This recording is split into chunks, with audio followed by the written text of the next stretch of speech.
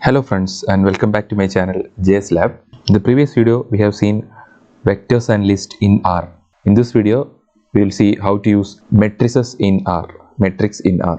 So matrices are R objects that we already discussed, in which the elements are arranged in a two-dimensional rectangular layout. So they contains elements of same atomic types. We use matrix which contains numerical elements to do the mathematical calculations. We can also put characters, logical values, etc. But those things are having a less usage. So most commonly numerical elements are included in matrices in order to do the mathematical calculations. And a matrix is created by using function matrix, this function, matrix function. So we'll see what is matrix function using the help. Okay, we'll take the help, and on the right side you can see matrices. It represents matrices. It creates a matrix from a given set of values, and its usage is also given here.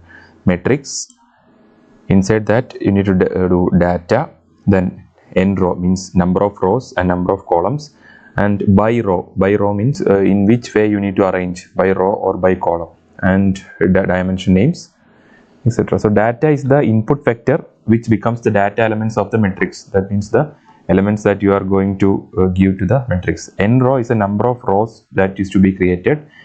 The same way NCOL is the number of columns to be created, and by row is a logical clue. If it is true, then the input vector elements are arranged by row, otherwise by column. Dim names, that is the names assigned to the rows and columns. We will see all these things in an example. Okay, first of all we will assign a matrix to a variable x. To a variable x we assign a matrix of vectors 1 2 3 4 5 6. I can use 1 column 6 also. Okay, both way. So data, this is the data. So see 1 2 3 4 5 6. So the vector from 1 to 6, that is the data. Then number of row, I am giving number of row as 3, and by row as false, by row equal to false. You can write FALSE or capital letter F is enough. Now if you run, that means you put enter, then you can see on the environment the x variable is created. So we will print x, type x and enter. You can see that number of rows you are given is 3. So you can see 3 row and 2 columns. So 1 2 3 4 5 6, it has created a 3 into 2 matrix, 3 row into matrix, and by row we have given as false. So see 1 2 3 by column wise it has given the numbers. First column is given 1 2 3 and second column is given 4 5 6. Therefore in column wise they have arranged the number.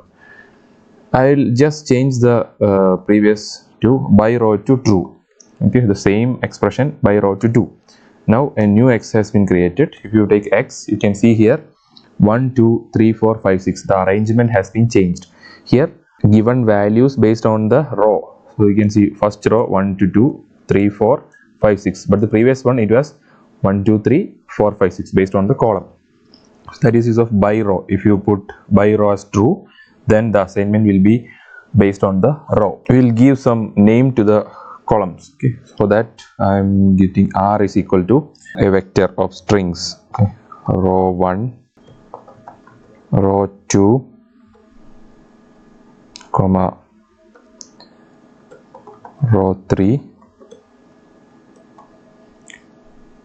then column name row call equal to vectors call 1 column 2.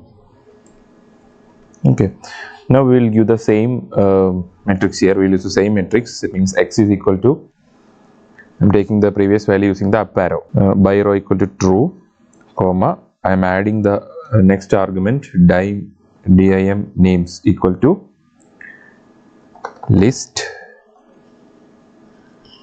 r comma col.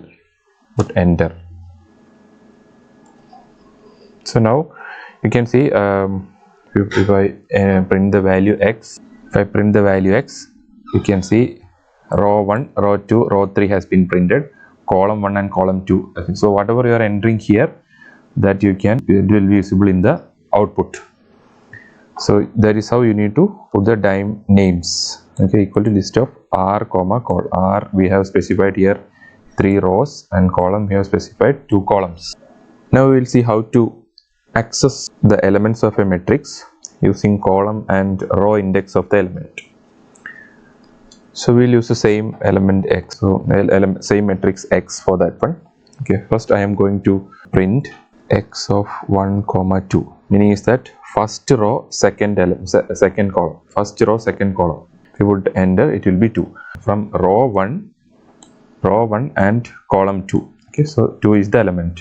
So next one is access the, if I want to access the second element, second row first column element, second row first column element. So x square bracket second row first column element, so it will be 3. Now if I need to access the entire second row only, okay, I can put x 2 second row, then a comma, then put enter, then you can see the second row is 3 and 4. The same way, if I need to print the entire first column, then put comma first and put 135. You can see all the elements in the first column is displayed. Now we will see how to do calculations in matrices. For that I am going to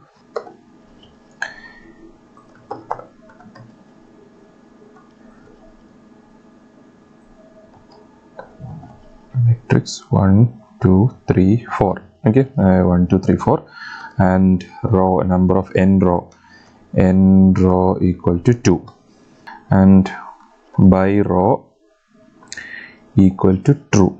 Okay, so put enter. So you'll see the matrix M1, it is 1 2 3 4.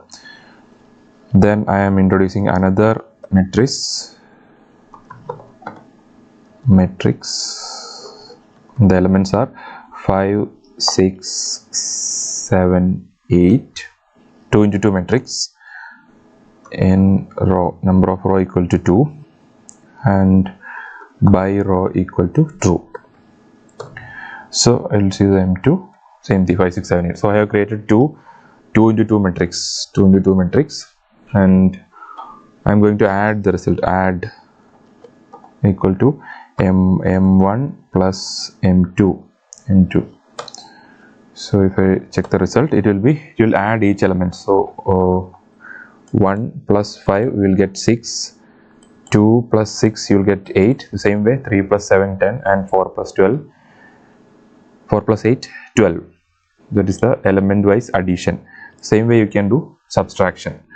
Now about the multiplication. First we will discuss the element wise multiplication. If I check multiplication of M1 into M2, and we'll print the result MUL. So you can see this is our first matrix, and this is our second matrix. So each element wise multiplication will happen. So first element of first matrix into first element of second one. So 1 into 5 5, next one 2 into 6 12. Corresponding elements are multiplied. 3 into 7 21, and 4 into 8 32. So if you want to do vector multiplication, you should go for so I will do vector underscore mul. Vector multiplication can be done using M1. You should use percentage sign into again percentage sign M2. This means that M1 and M2 are multiplied in a vector way. Okay, in that we will get the result, this one.